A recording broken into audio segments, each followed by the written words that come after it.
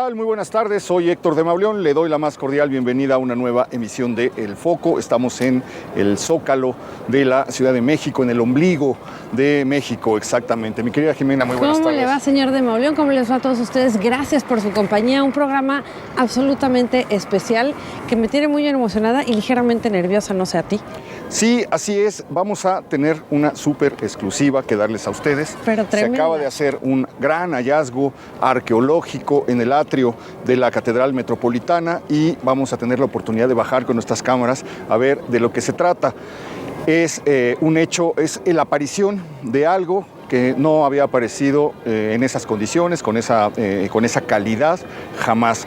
Es una lápida completa donde está enterrado un personaje muy notable del siglo XVI. Es la primera lápida del siglo XVI que encontramos o que es hallada completa. Vamos a bajar al lugar en el que se encontró, le vamos a contar la historia de este personaje, pero sobre todo vamos a tener como invitado de lujo, nada más y nada menos, pues que al rey de los hallazgos arqueológicos en el centro histórico de la Ciudad de México, al autor de todo lo que de todo lo que sabemos, de todo lo que se ha encontrado en México durante los últimos 40 años, pues es el Digamos responsable. que la historia tangible de nuestra Es el responsable nación. directo, Eduardo Matos Moctezuma, nada más ¿Cómo y nada estás, menos. Jimena? ¿Cómo le va? Lo hemos presentado como el rey de los hallazgos arqueológicos en México. Caray. Y anexas. ¿Quién soy yo para desmentirte?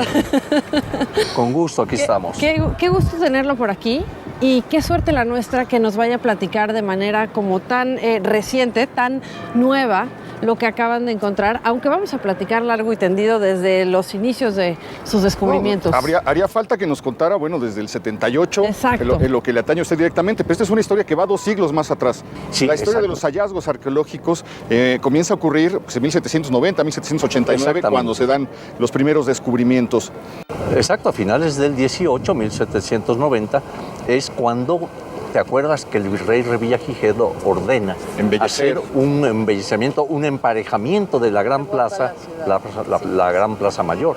Y entonces, en el proceso de esto, encuentran en la esquina de Corregidora y Zócalo, precisamente, lo que es la Coatlicue.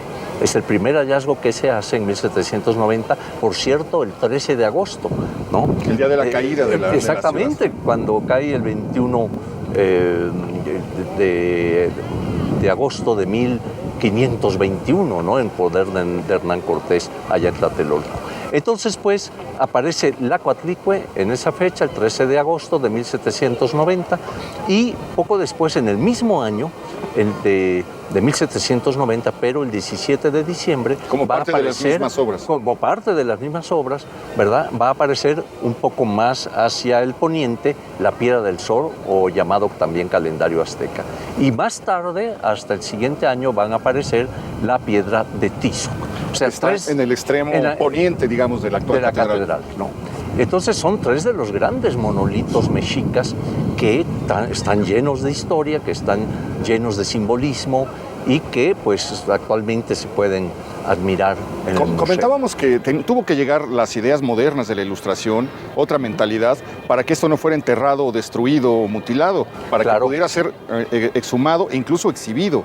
Claro, porque acuérdate que el siglo XVI es el siglo sobre todo de la evangelización, ¿no? Es cuando empieza toda esa labor ardua de tratar de cambiar todo el pensamiento de estos pueblos mesoamericanos para tratar de imponer la nueva religión, pero no solo eso, sino también imponer un nuevo orden económico, social, político. O sea que el cambio va a ser cualitativo fundamental, El que ¿no? claro.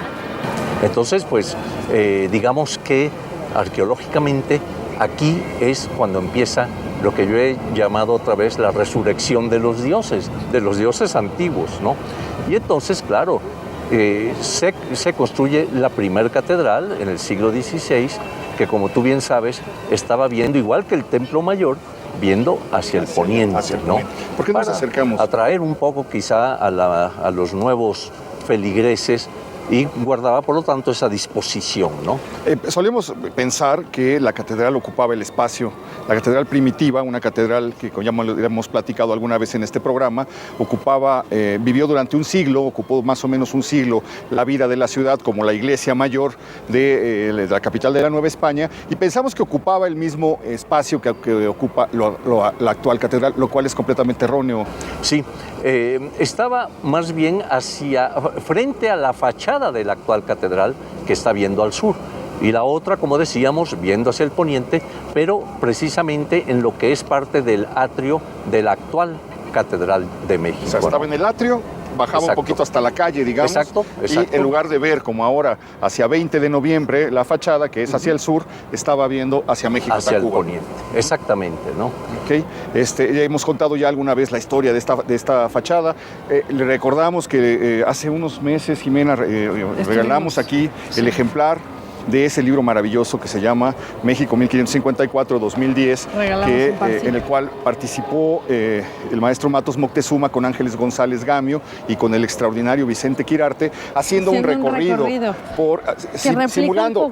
Replica un poco, ¿no? Sí. El recorrido que se encontró, que justo hablábamos, que apenas encontraron a siglos después un solo ejemplar al cual le faltaban unas hojas. Exacto. Ustedes replican este... Sí, y aquellos personajes que inventa el primer cronista de México, Francisco Cervantes de Salazar, y que nos da esa visita, ¿verdad?, en que van ellos a caballo, explicando lo que es aquella ciudad, que por cierto, y tú bien Perdóname para un paréntesis. Estos tres nuevos caminantes de la ciudad, que son Matos Moctezuma, Ángeles González Gamio y Vicente Quirarte, hacen el recorrido de estos viajeros. Sí. El recorrido que ellos hicieron en 1554 lo hacen en la ciudad de hoy, y de hecho hicimos un programa siguiendo los pasos de ustedes. Hicimos, sí. Para ver qué es lo que había y qué es lo que por lo menos una quedaba. buena parte. Y al pasar ustedes por ahí nos hacen una explicación de esa primitiva catedral que, como decíamos, vivió solamente un siglo, sí, que fue destruida porque era una catedral muy rara. Era una catedral de techo plano, de viguería, y después ya en el último momento que le hicieron unas reparaciones porque estaba en muy malas condiciones, la pusieron de 2 aguas. Bueno, y decían con techo de 2 aguas, ¿no? Que el material era un material que no iba a durar de todas maneras mucho y que por eso tampoco se conservó, me explicaban hace un momento. Aunque fíjate que hay una cosa, se han encontrado una serie de arranques de columna en piedra muy masivos. Me pongo muy nervioso al cruzar, teniendo una eminencia nacional aquí al lado. No, y yo trayendo a otras voy a pasar aquí. hasta de este lado para en cualquier caso. Sí, claro. Para llevarte el golpe en caso de ser necesario. Todo un caballero, señor de Sí, no, se le agradece. Perdón, lo interrumpí, maestro. No, comentábamos cómo hay algunos vestigios que también se han achacado a la primer catedral, por ejemplo, que eran parte de ella, ¿no? Como algunos restos de columnas, algunas basas, en fin. Sí, que se hizo una especie de pequeño museo aquí afuera de la exactamente. catedral, ¿no? Ahí está. Y bueno, vamos a entrar al atrio. Entonces, aquí estuvo la catedral, fue demolida porque era húmeda, porque era muy achaparrada, porque no tenía la grandeza que merecía esta ciudad, porque los sacerdotes se enfermaban de las reumas por la humedad y el frío que hacía allá adentro, y entonces la tiraron y comenzó el proyecto de realizar lo que hoy estamos viendo aquí, que es suntuoso y que tomó desde ese momento, 1550 y tantos, 1636, que empieza el arranque de la nueva. Quizá un poco antes. Y como tú bien sabes, esto va a tardar más de 3 siglos. Ya estaba la guerra de independencia y todavía no... Y todavía seguían colocándole elementos, sobre todo en la fachada, ¿no? Claro, pues era mano. Ahora sí que de toda esa construcción era mano. No. Yo le quiero proponer, maestro, un pequeño juego que nos lleve un poco hacia esa época. Hagamos un juego de imaginación. ¿Cómo sería este lugar en esos momentos en el que, bueno, pues había todavía una catedral de la que conoceremos un poco más dentro de poco y se empezaba a construir esta? Bueno, en primer lugar, fíjense que la antigua catedral parece que fue colocada en parte sobre uno de los extremos de la gran plaza ceremonial de los mexicas, que se extendía hacia el norte, hacia atrás de la catedral, hacia el ábside, ¿no? Entonces era una gran plataforma que atravesaba en esta parte, ¿verdad? Se prolongaba, tenía una distancia de más o menos 400 metros y por allá por cada lado, agua, ¿no?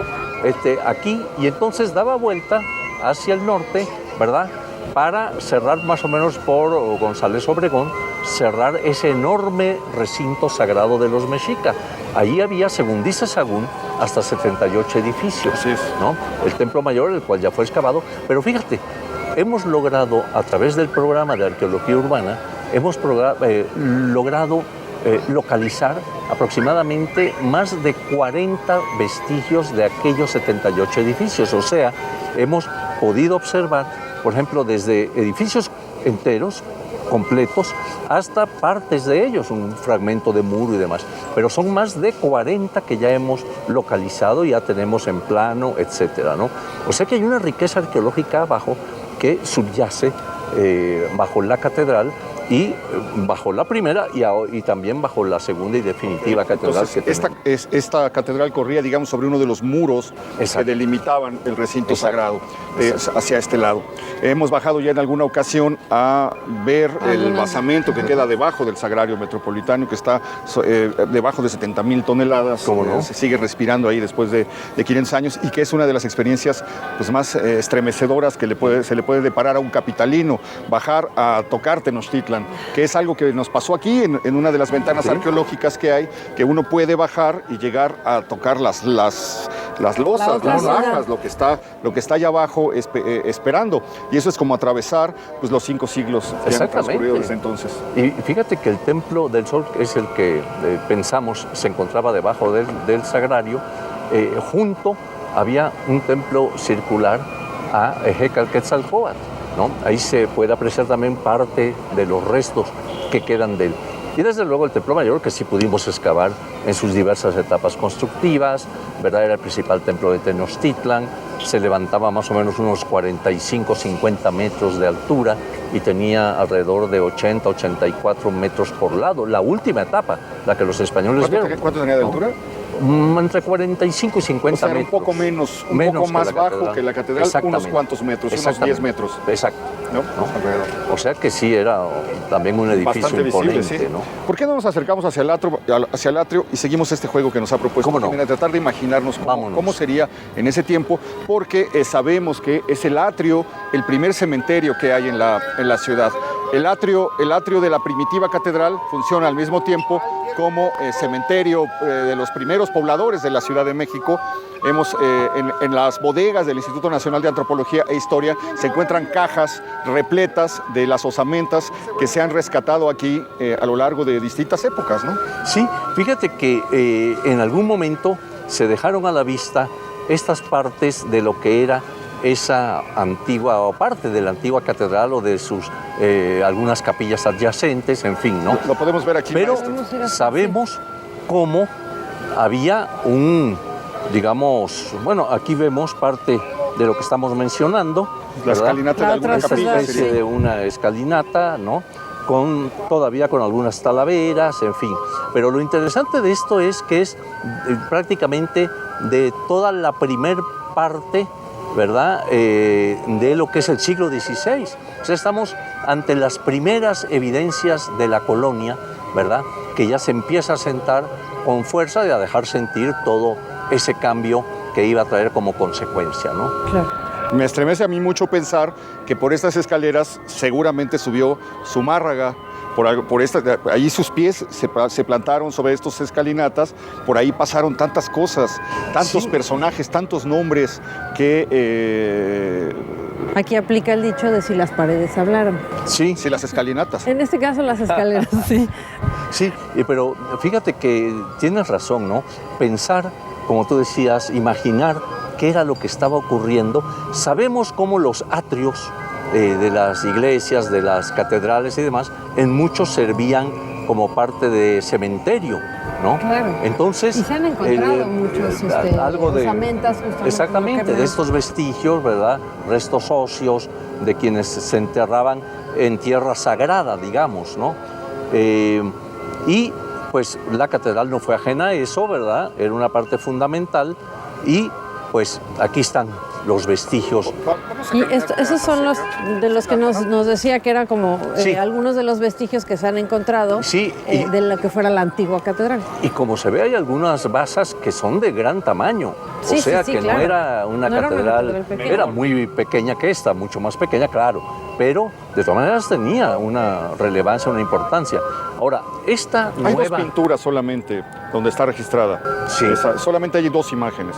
Y en una de ellas sí aparece con techo de 2 aguas. Sí, con el de que 2 es aguas. Una remodelación que se le hace en algún momento ya casi hacia el final de su vida. Sí. Creo que es un plano antiguo en el que se puede apreciar eso, ¿no?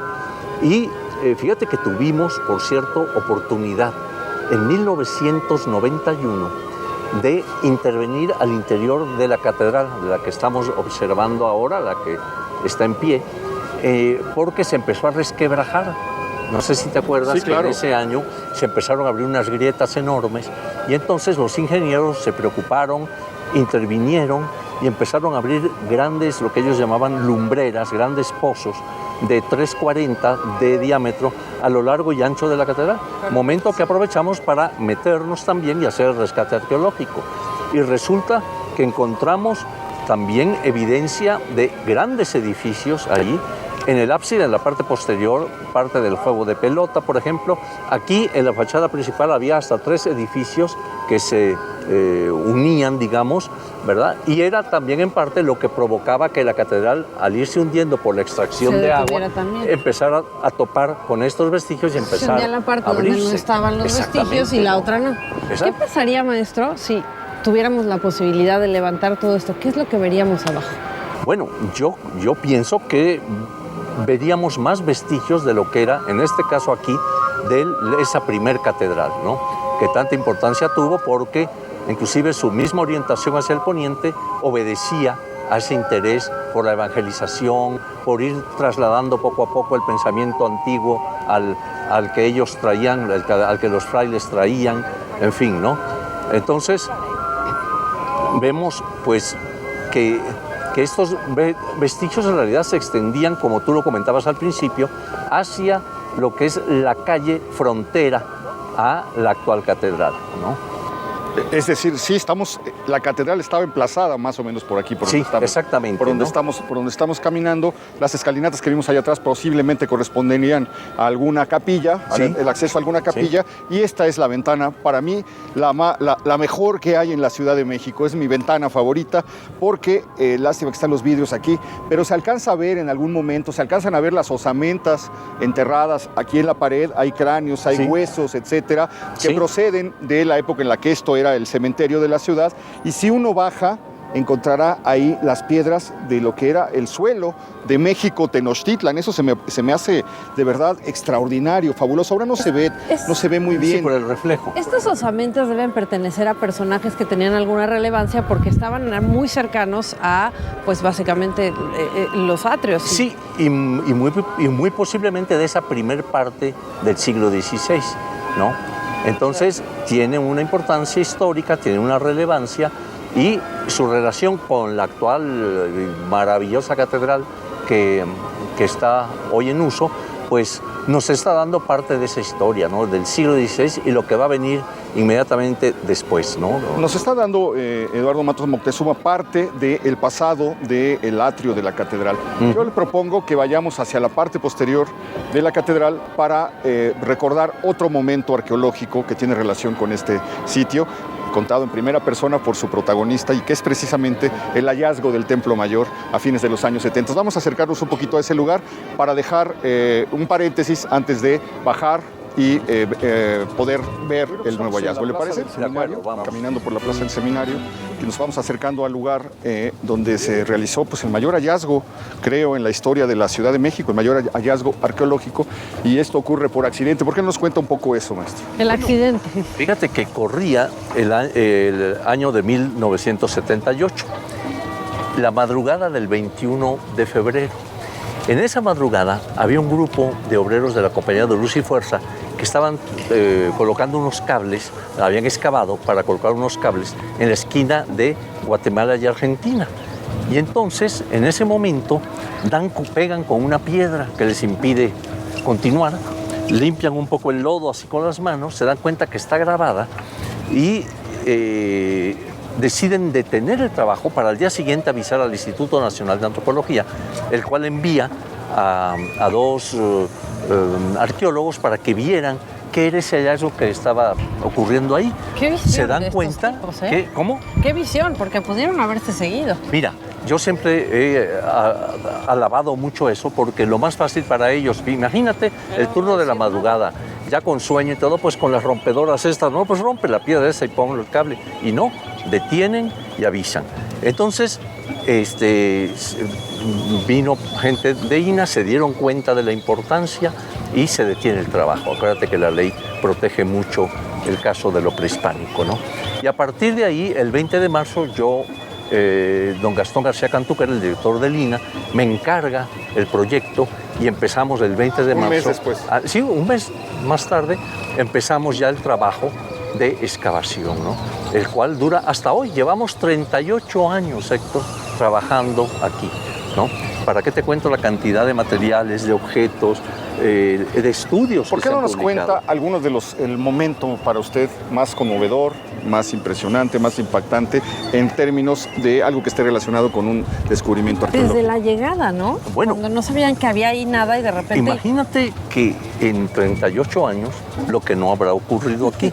Entonces, una cosa que me impresionó mucho fue un día que encontramos una caja de piedra como de este tamaño aproximadamente, con su tapa. La tapa estaba rajada y tenía un tlaloc grabado sobre ella, ¿no? Entonces, yo dije, bueno, vamos a destaparla y que la prensa vea, dé fe de lo que va a haber adentro. No lo sabíamos que se iba a encontrar. Y entonces destapamos una de las partes, después la otra, yo me asomo y veo agua. Pero no solo agua, sino que abajo un rostro que me observaba. Era una máscara de estilo mezcala, ¿no? del norte de Guerrero, que me estaba viendo. Entonces fue una impresión muy fuerte, ¿verdad? Incrustaciones de concha nácar en los ojos, etc. Digamos, era una máscara como de este tamaño, ¿no? Una Más cosa grande que una Y cara, entonces, sí. Entonces, imagínate el impacto de ver aquello. Venía ya luego que la excavamos bien, acompañada de caracoles, de una serie de figuras, en fin, ya todo eso ha sido analizado, desde luego, por los especialistas, ¿no? Ya que el proyecto, pues tú sabes, contó con personal de geólogos, biólogos, químicos. O sea, ya la arqueología actualmente no se concibe nada más como una excavación y punto, ¿no? Sino que es excavar con todo cuidado y tener el concurso de otras disciplinas para que te den información. Estamos caminando por la Plaza del Seminario, estamos frente a donde está la placa que informa que un día de la decena trágica el jefe de la Cruz Blanca fue asesinado aquí, uno de los rescatistas de la Cruz Blanca fue asesinado aquí.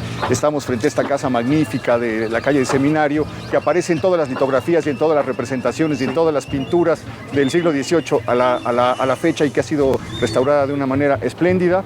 Y nos vamos acercando hacia la esquina de Guatemala y Argentina, donde ocurrió este descubrimiento y donde estaba precisamente donde sería el kilómetro cero de la ciudad, en donde Alonso García Bravo hace el cruce de los ejes rectores de lo que va a ser la nueva ciudad en 1522. ¿Usted se acuerda cómo era esta esquina? Bueno, sí, porque yo estudiaba en la Escuela de Antropología, yo entré en 1959 y yo recuerdo que aquí estaba la librería Robredo en la esquina, que era de don Rafael Porrúa.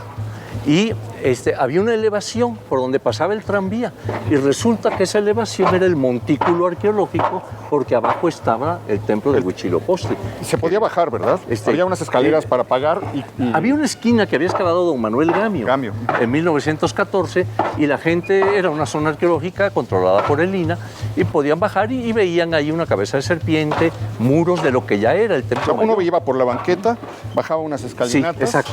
Y pagaba su boleto y entonces entraba y podía entrar un pedacito, a ver un pedacito. Sí. De lo que debe haber sido maravilloso. ¿Vamos a entrar o vamos a verlo por aquí? Sí, acá podemos observar. Así venimos. Somos altamente privilegiados, sin duda. No, bueno, eso es como sacar la Mastercard para...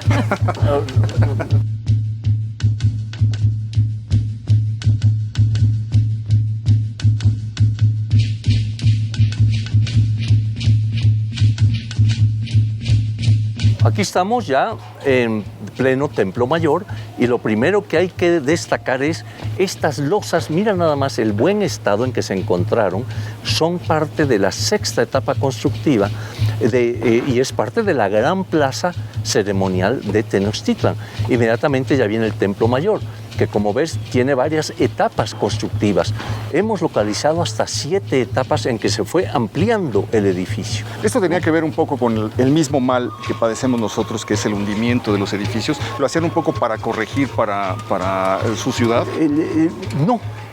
No era solamente eso. Parece que como se usa actualmente, cada vez que entraba un tlatoani, quería ampliar el templo, quedar bien con los dioses, quedar bien con el pueblo, exactamente. Y entonces mandaba hacer una ampliación, porque hemos visto cierta coincidencia, ¿no?, entre lo que es un gobernante y algunas de las ampliaciones, no en todas, ¿no? Pero la que vemos más cercana a nosotros es la 6ª etapa, o sea, ya nada más va a faltar una más para que es la que van a ver los españoles en 1519-20. Digamos que ellos iban construyendo encima de la construcción anterior, ¿no? Exactamente. Por eso han encontrado en diferentes, pues digamos, en las diferentes profundidades, cosas tan distintas, tan distintas dentro de lo que cabe de la una de la otra. Exactamente. Y entonces, pues, excavar esto pues fue, digamos, un trabajo muy arduo, puesto que la arqueología tiene que hacerse con cuidado, con lentitud, con unos pinceles sin muy pequeños para no dañar exactamente, ¿no? ¿Por qué sobrepasan algunos el nivel de lo que vendría siendo la banqueta? ¿Cómo era eso? ¿Esta es la reconstrucción? No, el montículo arqueológico. Este era el montículo. Exactamente. Se curvaba la calle. Exactamente. La calle venía desde allá, ¿verdad? La de Guatemala en este caso, antigua calle de Santa Teresa, y entonces aquí era donde se elevaba provocado por el montículo, ya que, como se explicaba antes, las partes donde no había grandes edificios se iban hundiendo más, donde había edificios resistía más. Entonces, lo que sigue sucediendo. Exactamente. Entonces, lo que vemos aquí, que aparentemente ha emergido, en realidad es que por ejemplo, donde estamos, se ha ido hundiendo más. ¿Y cómo se explicaría, digamos, que estos grandes edificios que sostienen los que hoy tienen encima no se hayan hundido más? ¿Te refieres a edificios modernos que estaban sobre esto? No, esos estaban resistiendo igual que esto, estaban asentados sobre los vestigios de las diferentes etapas del Templo Mayor, ¿no? Entonces iban resistiendo, a veces resquebrajándose, por lo mismo de que, digamos que estaban asentados sobre esta parte. Prácticamente agua, lo que había abajo, ¿no? Sí, no, acuérdate que era un medio lodoso, Tenochtitlan era una ciudad sobre un lago. Siempre se estuvo hundiendo la ciudad, fue una condición de México, Tenochtitlan, desde el día de su fundación. Ya se ve por ahí cómo en la construcción de la nueva catedral Arciniega duda entre poner unas columnas que sirvan de descanso a una gran cúpula que está proyectando y no sabe si van a poder aguantarla o no, y esto es 1575. ¿Por qué no nos cuenta el momento en el que usted baja y encuentra a la Coyolxauhqui? ¿Cómo la ve en el lugar? ¿Y qué es lo que usted siente?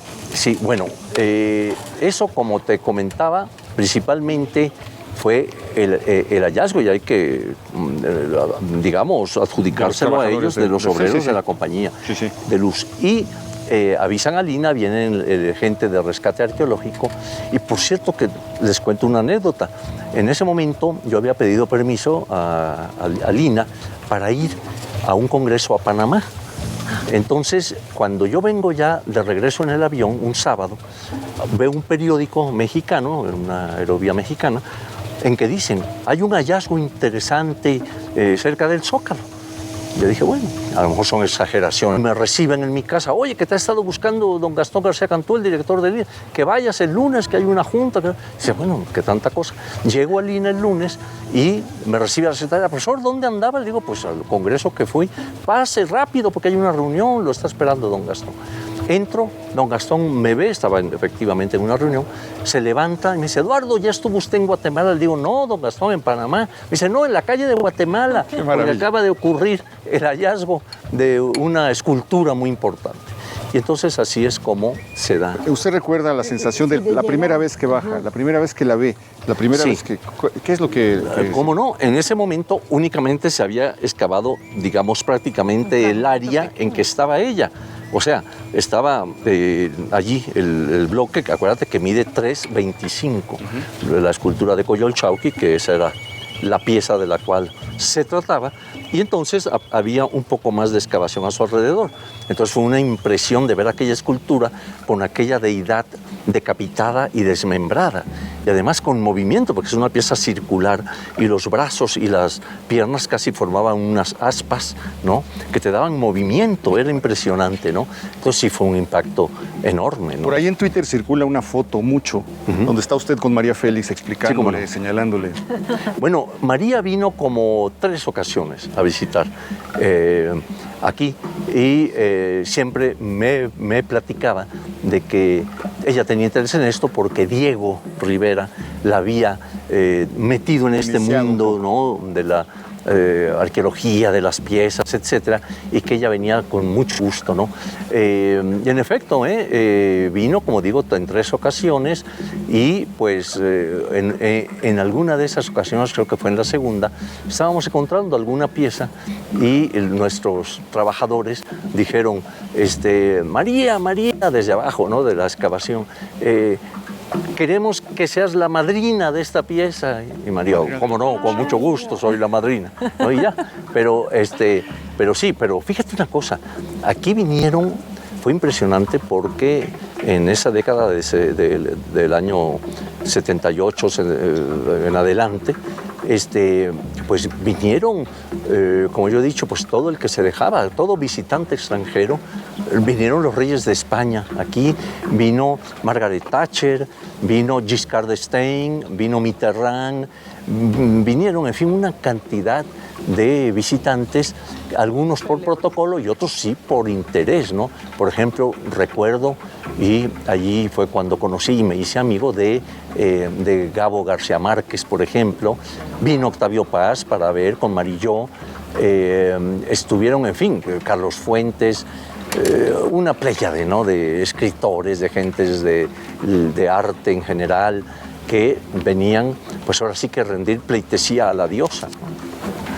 Y pues fueron momentos pasado, pues, muy interesantes. Por aquí se alcanza a ver la placa todavía que estaba en la casa de Alonso de Ávila. Allá está, cuando participan en esta conspiración para tirar al virrey y son ejecutados los 2 hermanos, Alonso Gil González y Alonso de Ávila, aquí en el Zócalo. Y es encontrada la placa, aquí aparece, ¿verdad? Estaba enterrada. Fíjate que hay una cosa interesantísima. Esa placa estaba empotrada en la librería Robredo, pero como le habían echado cal, le habían hecho mejoras, no estaba a la vista, se había perdido prácticamente. Entonces, cuando se iba a derruir el edificio de Robredo para continuar con las excavaciones, de repente me avisan, ¿no? Oiga, profesor, está saliendo ahí una placa enorme en piedra. Les digo, pues a ver, vamos a observarla. Y ahí se lee perfectamente, ¿verdad? Cómo, y está fechada 1556, que es cuando ejecutan a estas. Para que nada crezca no vuelva a crecer en ese lugar y se conozca cuál es la justicia del rey. Sí. Es impresionante. Sí. Y yo supongo que de alguna manera el hecho de haber estado tapados todo ese tiempo permitió que se conservaran hasta el día de hoy. Bueno, sí, porque si no, vete a saber, si no son destruidas, si no desaparecen por la obra y gracia de alguien que se las lleva, ¿no? ¿Por qué no nos acercamos ya por fin? Vamos. Hacia, el nuevo, ¿cómo llamarlo? El hijo más joven, arqueológicamente y hablando. más viejo, irónicamente. Bueno, vamos, porque creo que este hallazgo apenas lleva, yo diría que horas de haberse realizado, y que nos va a dar una información bastante rica, como vamos a poder constatar. Ocurrió dentro del marco del programa de arqueología urbana, el PAU, ¿no? Que lo había yo instaurado en 1991 y el cual ha dado una serie de hallazgos impresionantes, ¿no? Y entre ellos, pues el que vamos a poder observar ahora. Tenemos una idea aproximada, claro, de lo que era ese gran recinto ceremonial, ¿no? Entonces tenemos también una idea de por dónde se encontraban determinados edificios. Otros no, otros para nosotros es sorpresivo encontrarlos, ¿no? Y hemos hallado así, pues varios de ellos, ¿no? El juego de pelota atrás de Catedral, otro templo de Hécatl, Guatemala, ¿no? El Zompantli en la calle de Guatemala. O sea, que es obvio, es una ciudad cual sobre otra, ¿no? Hace poco aparecieron cráneos del Zompantli. Aparecieron cráneos, sí. Acuérdate que el Zompantli, para quienes nos ven y nos escuchan, pues era una plataforma baja, alargada, quizá unos 35 metros, y en la cual se encajaban postes, ¿verdad?, de madera, y se unían entre sí con travesaños en donde iban colocados los cráneos, uno junto a otro. Entonces se pudo encontrar una parte, no todo, pero sí una parte del Zompantli en donde se ven todavía las huellas de los postes, ¿no? Y también parte de los cráneos, como 35 cráneos. ¿Estos cráneos eran de enemigos, Por lo general sí, y eran decapitados, seguramente asociados parcialmente al juego de pelota. Es muy difícil para un ciudadano común y corriente poder mentalizar, imaginarse cómo era la distribución de México Tenochtitlan. Usted debe tener el mapa, la película completa, casi como si fuera una maqueta. Bueno, el arqueólogo Leonardo López Luján y Saburo Sugiyama, un investigador japonés especialista en Mesoamérica, están haciendo el plano. Ellos también son parte nuestra, parte de Templo Mayor, y están llevando a cabo el plano en general de cada vestigio de estos para irlo ubicando. O sea que en breve tendremos una aproximación, yo creo que bastante detallada y muy buena, de lo que era el gran recinto ceremonial mexica. Ok. Bueno, pues volvamos a la catedral primitiva. Por cierto, se descubrió hace poco que las piedras de una de sus accesos, de una de sus portadas, habían sido desmontadas, habían sido llevadas a Santa Teresa la Antigua, habían estado en Santa Teresa casi un siglo, y luego piedra por piedra fueron llevadas al hospital, a la iglesia de Jesús de Nazaret, Jesús Nazareno, como lo documentó Tovar y de Teresa a partir de las investigaciones de una arqueóloga que logró encontró los papeles donde se documentaban las transacciones y cómo el destino de esas piedras de la catedral primitiva fueron atravesando, digamos, recorriendo distintos lugares de la Ciudad de México, y todavía pueden ser apreciadas esa pequeña portada de esa vieja catedral. La portada daba, como lo decíamos al principio, hacia el Palacio del Marqués del Valle, es decir, hacia donde están los portales, y llegaría, pues no sé, como hasta por donde estamos caminando ahora. No era una catedral muy grande. Exactamente, era mucho menor de la que ahora tenemos a la vista, ¿verdad? Pero fíjate que este andar de las piedras es muy impresionante, porque se ha escrito, el andar de las piedras, porque se ha escrito, por ejemplo, de la piedra del sol, mal llamado calendario azteca, que como tú sabes se encuentra en la esquina que habíamos mencionado y se llega a empotrar en la torre poniente de la catedral, pero de ahí se le traslada al Museo Nacional por don Leopoldo Batres, ¿no? Y después ya viene otro traslado más al Museo de Antropología en Chapultepec. Entonces tienen unas historias de sus andanzas que realmente nos están indicando además mucho de la historia misma, ¿no? El por qué se trasladaban, qué pasaba con ellas, en fin, ¿no? O sea que ahí está la historia. Bueno, pues ya dimos la vuelta, llega el momento de abrir. Está todo esto oculto tras estos tablones de madera, ¿sí?, que están a la orilla de la banqueta frente a la catedral, y va a ser increíble lo que vamos a encontrar. Pues pasen.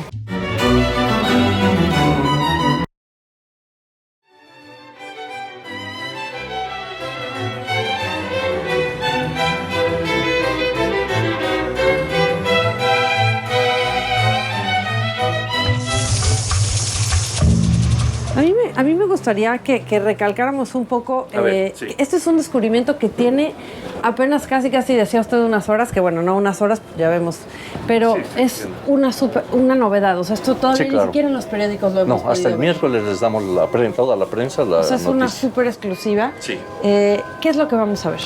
Bueno, ya... ¿Bajamos? ¿Lo vemos primero bajando? Sí, ¿no? Creo que los voy a dejar bajar primero ustedes porque... ¿Quieres bajar primero o bajar? Pues mejor veo si te caes o no. Bueno. Te vamos a usar de conejillo de India. No, hombre. No. ¿Puedes? Intrépido señor de Mauleón. Sí. A ver. Ahora, ahí te voy. A ver, espérame.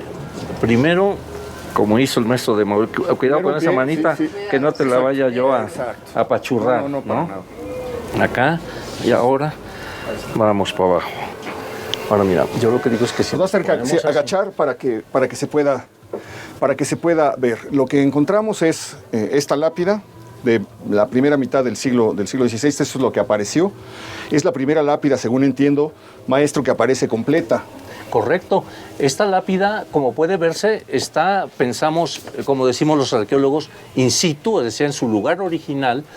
Es una lápida mortuoria. La lápida, como puedes observar, tiene una inscripción que la va rodeando. Empieza acá y va dando vuelta todo el contorno de la lápida. El escudo va en el medio con las dos, la flor de lis. Exactamente, con flores de lis, por lo menos 3 de ellas a la vista. Y al parecer, esta lápida corresponde a un canónigo. Que está ahí su nombre, ¿no? Exactamente. Miguel de Palomares. Y era canónigo, nombrado aparentemente por el rey. Y él viene a la Nueva España, diríamos, casi en los primeros años 1532, 1533, 1534. Porque su nombre aparece, ¿cierto? Sí, ¿cómo no? O sea, no es un nombre que sea desconocido. Ajeno, lo hemos, exacto. Quisiera una pregunta. ¿Por qué tiene un agujero la lápida aquí? ¿A qué lo atribuyen? Posiblemente es alguna obra que se haya hecho posteriormente, muy posteriormente, en la cual quizá encajan algún poste o algo que rompe sin saber la lápida. Lo que estaba. Sin saber lo que había. Esto pudo haber sido, en el Porfiriato pudo haber sido... No lo sabemos con algún exactitud. momento. Es que es demasiado perfecta, ¿no? Sí. Como para haber sido Ahora, de otra manera. hay dos cosas aquí. Estos son como desagües del atrio de la catedral. Son como ductos de electricidad, desagües, etcétera, pero ya muy posteriores. Esto ya corresponde, digamos, al siglo XX prácticamente. Okay. ¿No? Y esto que tenemos aquí se ve otro elemento que me llama mucho la atención, que vendría siendo esto. Esto es esto corresponde, estaríamos cerca del altar de la catedral, estaríamos cerca de una capilla o simplemente no hay manera de determinar. Bueno, por la ubicación de la losa de este a oeste, sí vemos que, y además por la fecha en que vivió Palomares, el canónigo Palomares, vemos que con esta orientación corresponde evidentemente a la primer catedral, es quizá uno de los hallazgos más antiguos coloniales, ¿no? Claro, era lo que comentaba, que de esta época prácticamente no se han encontrado, esto es de lo más antiguo que han encontrado. Sí. Sabemos que es el más nuevo de los descubrimientos, pero el más viejo al mismo tiempo. Colonial. Sí. Ahora, hay un dato interesante. Esta losa, lo que se tiene planeado, Héctor, es extraerla. Claro. Con ayuda exactamente de las autoridades de la Ciudad de México que nos ayuden para extraerla, trasladarla al Museo del Templo Mayor de Lina. Y entonces pensamos que lo que es obvio, ¿no? Que abajo viene lo que sería, digamos, la osamenta, el esqueleto, lo que reste de Miguel Palomares, ¿no? Ya la traducción de esto, aquí lo que ya se sabe, lo que dice ahí, en parte, evidentemente, ¿no? Dice Miguel de Palomares. Exacto, dice canónigo. Aquí yace el canónigo Miguel de Palomares. Hay otras partes que se están todavía interpretando, ¿verdad? Y algunas fechas. Inclusive hay alguna fecha. Sabemos que él murió en 1542, o sea, en la primera parte del siglo XVI, ¿no? De allí la importancia de lo que podamos hallar, porque a lo mejor está acompañado de todo su... Yo quiero hacer algo que no sé bien qué es lo que voy a hacer. Yo creo que es algo como algo mágico, puede ser. Porque encontré información de Palomares. Ajá. Encontré, por ejemplo, hay una cédula en 1534. Palomares yo creo que hizo una gestión ante los reyes para que le dieran una canonjía en la catedral. Sí. Entonces Palomares hace la gestión y los reyes, el rey Carlos, le manda en 1534 una cédula real firmada a Zumárraga diciéndole para que se presente a Zumárraga, es como una carta de recomendación, y le pide que este clérigo residente en Veracruz reciba una canonjía en la catedral. Se ve que Zumárraga no lo trató muy bien, porque después llega una segunda cédula, en donde le dice que se le dé suficiente sustentación de manera que no tenga razón para quejarse y que envíen relación de lo que le dieron. Quiere decir que le fue con la queja al rey y le dijo, es que Fray Juan no me ha tratado como yo me lo merezco. Y desde entonces él recibe esa canonjía, es decir, se vuelve canónigo de la catedral y aparece, esto lo sé, lo encontré, porque José María Carreño, usted lo debe saber bien, maestro, en 1942 publica un libro con papeles inéditos de Zumárraga y en ese libro vienen estas cédulas donde aparece Palomares.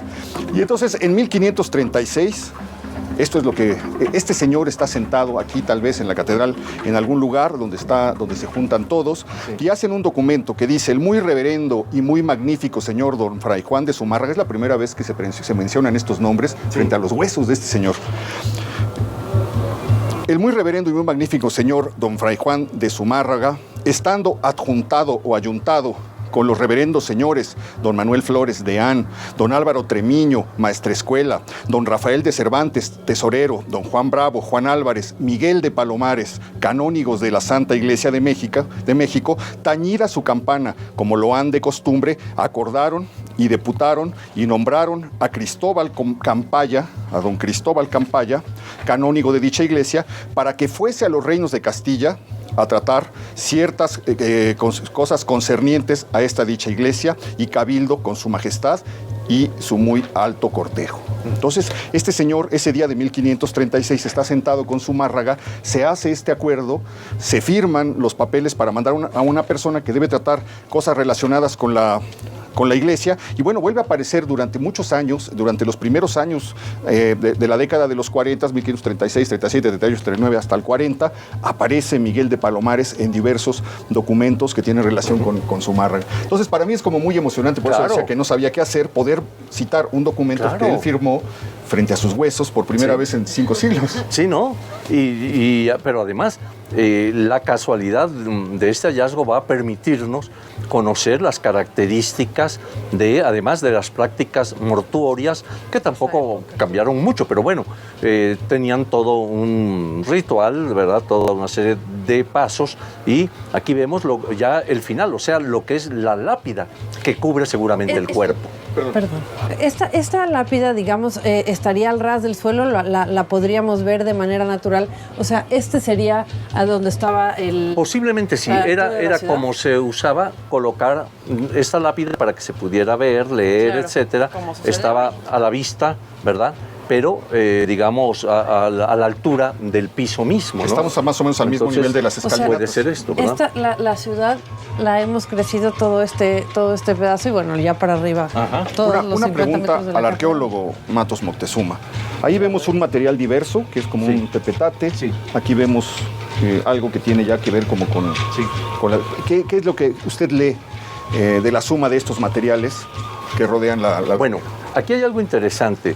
En primer lugar, lo que puede ser, que es digamos, el piso de lo correspondiente ya a lo que va a ser la siguiente catedral, al atrio de la catedral definitiva, por un lado. Ahora bien, efectivamente, allá al fondo hay tepetate.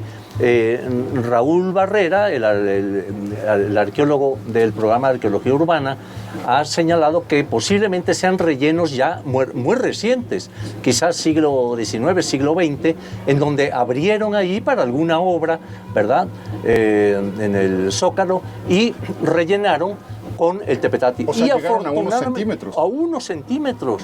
O sea que afortunadamente se libró, digamos, de ser destruida, ¿no? Pero aquí vemos, desgraciadamente, esta ranura que, como digo, quizá divide en dos a la losa, provocado casi muy claramente por el agujero que también debe ser producto de una obra muy posterior, ¿no? Estos de acá, porque pareciera como que está sobre unas patas, aquí, digamos.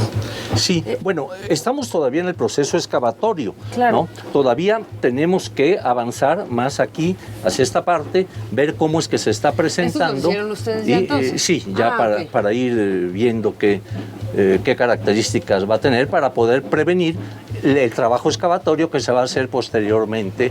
Y cuando la levanten, esto muy probablemente se dividirá en dos. Por eso vamos a tratar de sacarla en dos tramos de una buena vez, lo cual es más fácil por un lado, y que nos permita acceder a donde seguramente estará el cuerpo. ¿Los restos de la cabeza del cráneo está para acá? Sí. ¿Está de este lado? La cabeza debe estar en el oriente y los pies hacia el poniente. Y ahora otra cosa que me pregunto es, ¿qué será esto? Esto parece ser un piso de estuco prehispánico. Esto es prehispánico, ¿verdad? Sí, es un piso de estuco prehispánico, quizá de la plataforma misma que mencionábamos, que pasaba aquí por debajo de la antigua catedral. Podemos decir otra vez que estamos tocando Tenochtitlan, ¿no? Sí. Muy bien. Oiga, pues vamos saliendo. Vamos para arriba.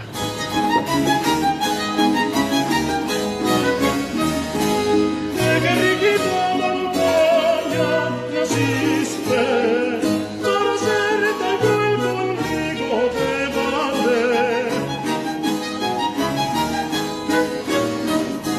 No es mucho siendo mujer que serás cual rueda de la